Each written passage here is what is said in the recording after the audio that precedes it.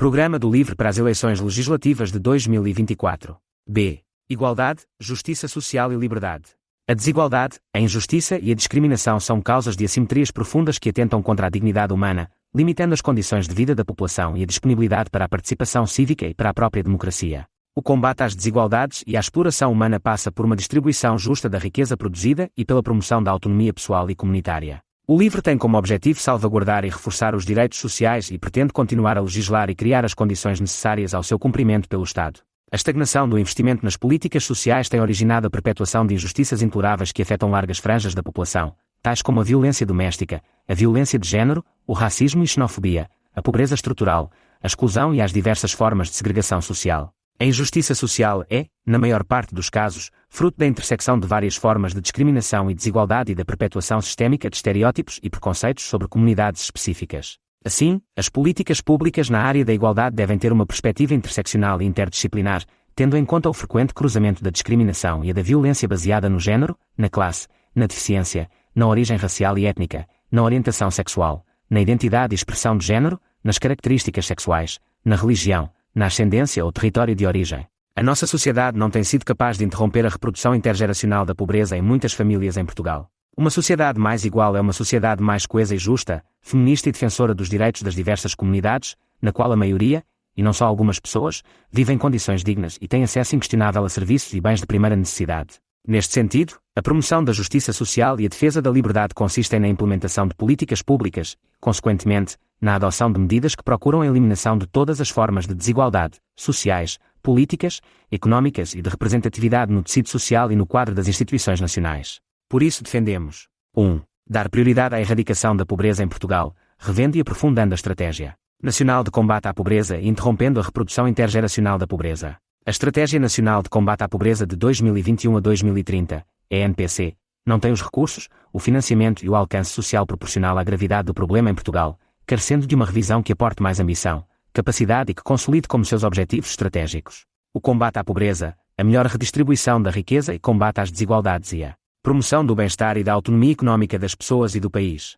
Um especial foco às novas dinâmicas sociais como as crescentes dificuldades de acesso à habitação que aumenta a insegurança financeira das pessoas e famílias e o número de pessoas em situação sem abrigo. Criar um mecanismo de apoio que permita excluir de situação de pobreza mulheres em período de gravidez e agregados familiares com bebés até 2 anos, considerando os impactos dessa situação no desenvolvimento precoce de bebés e contribuindo para a redução das iniquidades. Combater a pobreza infantil e todas as formas de exclusão no período da infância e juventude, garantindo condições de desenvolvimento integral das crianças e jovens e contribuindo para maior equidade e para a melhoria dos indicadores de educação, formação e qualificação.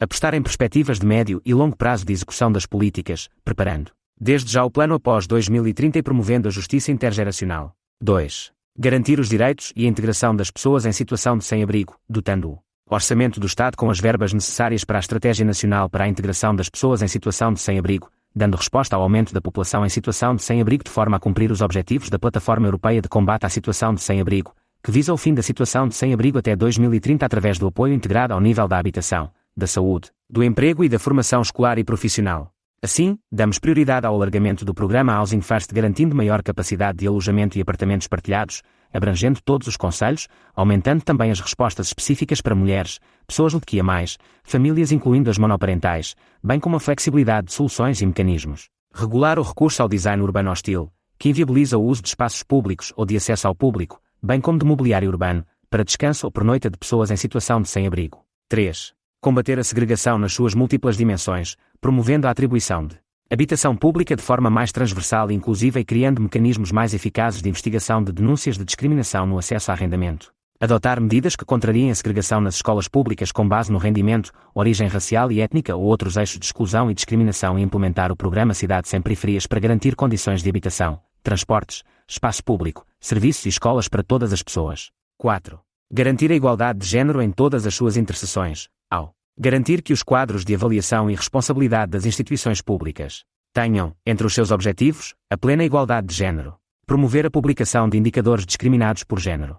Garantir a perspectiva de género na elaboração de todos os programas orçamentais e a sua monitorização anual e tornando obrigatória a avaliação de impacto de género e a sua consequente publicação, na definição de políticas públicas, Medidas que devem ser monitorizadas pela Tutela para a Cidadania e a Igualdade e apoiadas pela SIG, Comissão para a Cidadania e a Igualdade de Género. Assegurar também que a Conta Geral do Estado passa a disponibilizar informação sobre o impacto de género das medidas executadas em cada ano. Garantir a plena aplicação da Lei da Igualdade Salarial, com o reforço dos meios dedicados. A ação preventiva da CIT e a ação fiscalizadora ACT, incluindo a punição das empresas que adotem políticas remuneratórias discriminatórias. Reforçar a representação equilibrada dos géneros na administração das empresas e instituições públicas, estabelecendo a paridade como regra nos órgãos diretivos. Promover a paridade de género na comunicação social através da entidade reguladora, da comunicação social e em órgãos coletivos de administração, gestão e acompanhamento de instituições e fundações culturais sob a alçada do Estado e do setor privado. Reforçar o papel dos homens na parentalidade e na participação e divisão de tarefas familiares. Promover campanhas de sensibilização para a eliminação dos estereótipos de género e dos papéis sociais atribuídos a cada género.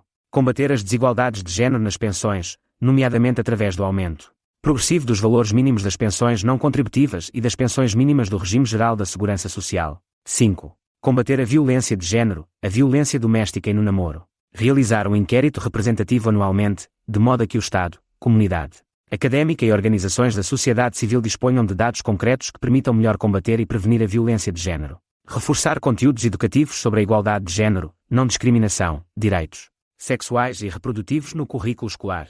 Criar um Plano Nacional de Prevenção e Combate à Violência Sexual e de Promoção da Segurança Digital e Presencial de Crianças e Jovens com vista à sensibilização para as várias formas de violência sexual contra crianças e jovens e capacitação sobre a produção e partilha de conteúdos digitais que podem ser ilegitimamente utilizados para a prática de crimes de exploração sexual de crianças e de pornografia infantil.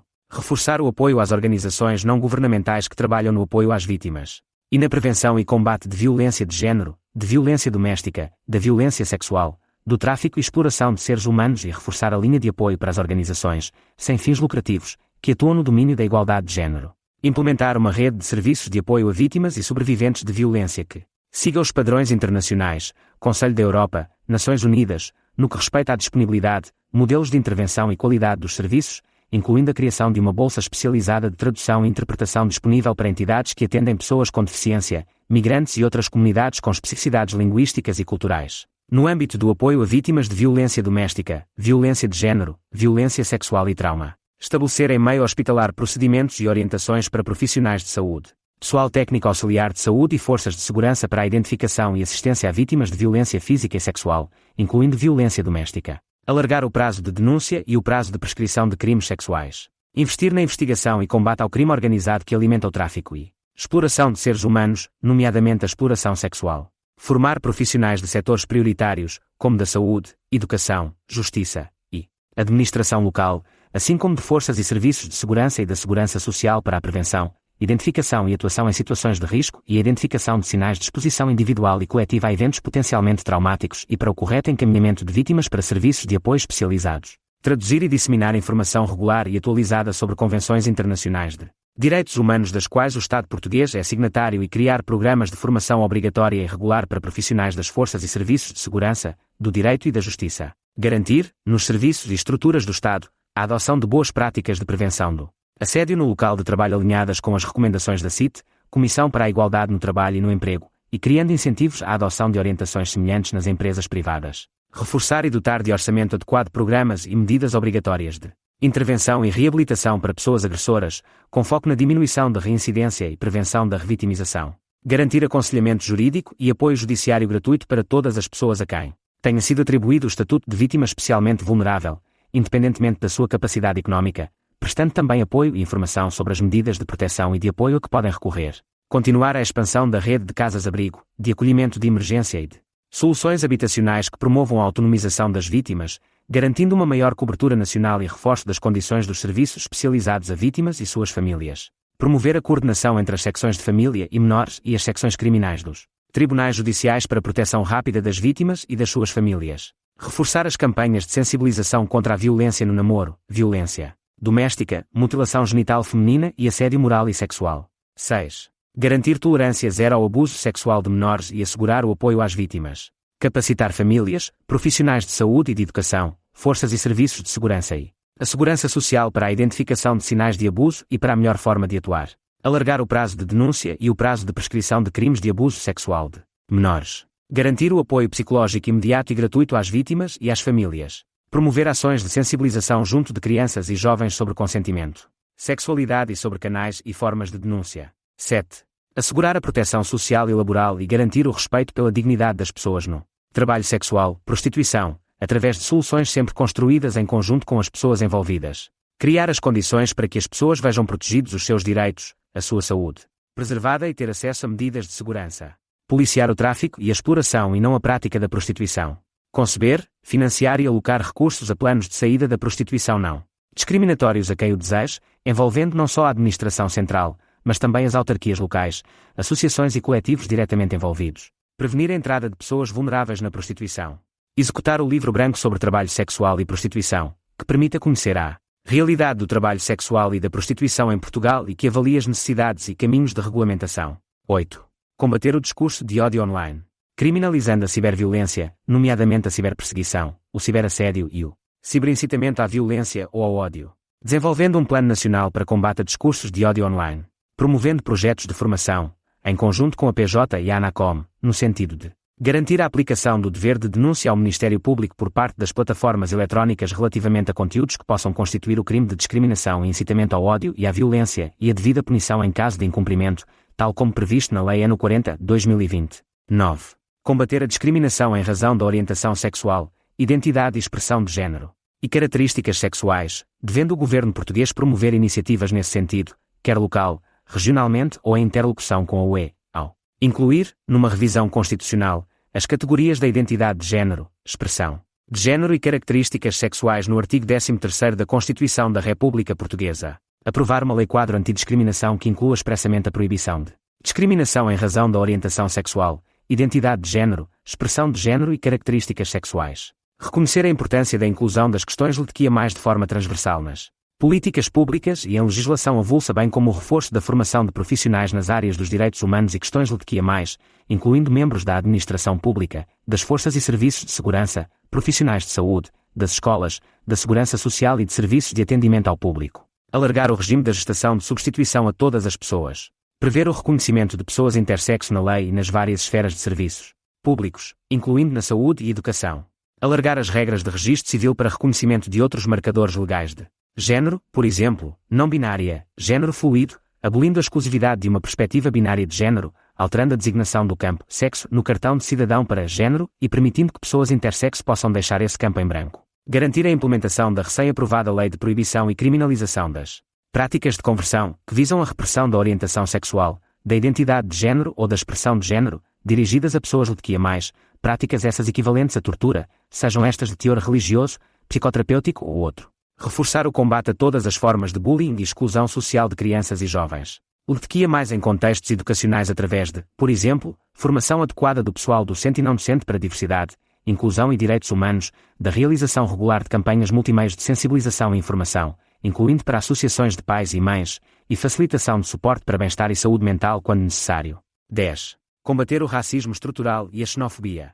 Criminalizando comportamentos e práticas racistas, através das alterações necessárias à Lei nº 93/2017 e ao Código Penal, que proíbe as discriminações com base em raça, cor, nacionalidade ou origem étnica, punindo-as, atualmente, apenas como contraordenação, que pouco ou nada inibe quem as pratica e alargando as motivações que originam agravamentos penais a outros tipos de crime, investindo em medidas alternativas à detenção que, por exemplo, incluam a formação obrigatória e de sensibilização em matérias específicas sobre a motivação que deu origem à prática do crime, por antissemitismo, islamofobia, anticiganismo ou racismo e xenofobia. Promover campanhas nacionais regulares antirracistas e dar visibilidade positiva às instituições públicas e privadas que promovam medidas ativas de combate à discriminação e falta de representatividade. Rever os currículos escolares para que não reproduzam uma versão acrítica da história de Portugal, baseada numa mitologia colonial que não reconhece as violências perpetradas sobre outros povos e culturas, estimulando o pensamento crítico sobre o passado colonial português e europeu. Instituir formação obrigatória e regular antirracista para instituições públicas, incluindo as forças e serviços de segurança, serviços públicos, pessoal docente e não docente e profissionais de saúde, com avaliação contínua da eficácia e da qualidade da sua implementação. 11. Avaliar a implementação e impacto da última Estratégia Nacional para a Integração das Comunidades Ciganas, ENIC, e delinear a sua renovação no contexto da próxima legislatura, em articulação, designadamente, com o Plano Nacional contra o Racismo e a Discriminação e com a Estratégia Nacional para a Igualdade e a Não Discriminação, de 2018 a 2030. 12. Reforçar, valorizar e promover a investigação científica das ciências sociais e da igualdade, designadamente nos campos da sociologia, demografia, geografia, psicologia e etnografia, de modo a aperfeiçoar o desenho de políticas sociais através de um conhecimento mais profundo e alargado das circunstâncias pessoais e sociológicas das populações invisibilizadas e vulneráveis à discriminação e à desigualdade social, designadamente, minorias raciais e étnicas, sexuais, de identidade e expressão de género e pessoas com deficiência. 13. Garantir um envelhecimento digno, criando uma rede pública de residências assistidas e de estruturas residenciais para pessoas idosas e investindo na disponibilidade e acessibilidade aos serviços de apoio domiciliário, assim como fomentando o acompanhamento da população idosa por redes de proximidade, procurando sempre que as pessoas mantenham os seus laços de comunidade e de local de vida, reforçando as medidas de combate à pobreza e exclusão social da população idosa, que o direito ao complemento solidário para idosos não dependa dos rendimentos dos filhos das pessoas idosas, mas apenas da própria condição de recursos, promovendo os espaços intergeracionais, garantindo que o espaço público é seguro e que propicia as relações de vizinhança e de comunidade, combatendo explicitamente a solidão, implementando campanhas de sensibilização sobre a violência contra pessoas sénior, incluindo sobre burlas e sobre violência doméstica, e divulgando as formas de denúncia, redigindo a Carta dos Direitos da Cidadania Sénior, publicando e implementando a Estratégia Nacional para o Envelhecimento Ativo e Saudável. 14. Combater a discriminação etária, nomeadamente no acesso ao mercado de trabalho, sensibilizando a sociedade para este tipo de discriminação e promovendo a criação de equipas intergeracionais. 15. Proteger e promover os direitos das pessoas com deficiência, ao rever a Estratégia Nacional para a Inclusão das Pessoas com Deficiência e acompanhar a implementação da estratégia em vigor até 2025. Cumprir os sistemas de cotas para a contratação de pessoas com deficiência no setor público e privado e reduzir a burocracia envolvida nos apoios à contratação das pessoas com deficiência, facilitando o acesso das empresas a estas medidas. Aumentar o montante da prestação social para a inclusão, nomeadamente o valor base, complemento e as majorações atualmente em vigor. Ampliar o teto de deduções à coleta e do reembolso de despesas relacionadas com a deficiência e prever dotação orçamental específica para o Sistema de Atribuição de Produtos de Apoio, SAPA, a pessoas com deficiência e a pessoas com incapacidade temporária, retificando a má prática do Governo de fixar o montante das verbas para esse fim através de despacho conjunto apenas no final de cada ano, implicando uma aplicação retroativa de verbas com possíveis consequências para quem necessita do apoio. Assegurar a continuidade das medidas de apoio à vida independente, expandindo a rede nacional de Centros de Apoio à Vida Independente, CAVI, e alargando este apoio a menores de 16 anos. Simplificar a informação disponível sobre o SAPA, informatizar e simplificar os processos de pedido de financiamento dos produtos e atribuir prioridade aos pedidos de reparação dos produtos. Reforçar os meios humanos e materiais de apoio à inclusão escolar de crianças e jovens com deficiência, incluindo para quem que necessite de adaptações significativas. Facilitar a transição pós-escolar de jovens com deficiência, identificando técnicos de transição que façam a ponte entre a escola e potenciais locais de trabalho, ocupação e lazer que possam fazer parte de um projeto de vida após a escolaridade obrigatória e disponibilizando dados sobre o sucesso escolar e percurso pós-escolar das pessoas com deficiência. Promover uma avaliação sistemática das residências universitárias em Portugal que garanta que estudantes com deficiência tenham residências adequadas às suas necessidades. Garantir o acesso ao crédito de habitação com o regime bonificado a famílias com pessoas com deficiência. Aumentar o apoio para o financiamento das organizações não governamentais de pessoas com deficiência. Combater a violência contra raparigas e mulheres com deficiência, nomeadamente através do aumento do conhecimento sobre práticas e fenómenos de violência direcionados às pessoas com deficiência e da erradicação de práticas de esterilização forçada. Garantir a gratuitidade da entrada em espetáculos e equipamentos culturais a pessoas acompanhantes que prestem apoio a pessoas com deficiência. Generalizar o programa Praia Acessível, Praia para Todos, em todo o país. 16. Dar prioridade às medidas de adoção e de acolhimento familiar, de proteção de crianças e jovens em perigo, qualificando o acolhimento residencial e promovendo a desinstitucionalização, ao apoiar a implementação das bases para a qualificação do sistema de acolhimento de crianças e jovens com o objetivo de avaliar e promover a adoção de medidas conducentes à desinstitucionalização de crianças e jovens em Portugal, garantindo que o processo de construção dessas medidas inclui a consulta de crianças e jovens institucionalizados, bem como de quem já esteve institucionalizado. Promover um acolhimento residencial qualificado e individualizado, nomeadamente através de medidas de apoio financeiro que permitam às instituições transitarem para unidades de acolhimento de menor dimensão, reduzindo o número de crianças acolhidas, para um máximo de 12 crianças por casa de acolhimento, aumentando o rácio de técnicos e educadores que as acompanham, garantindo condições remuneratórias, horários de trabalho e períodos de descanso adequados às suas funções, bem como acesso à formação e supervisão.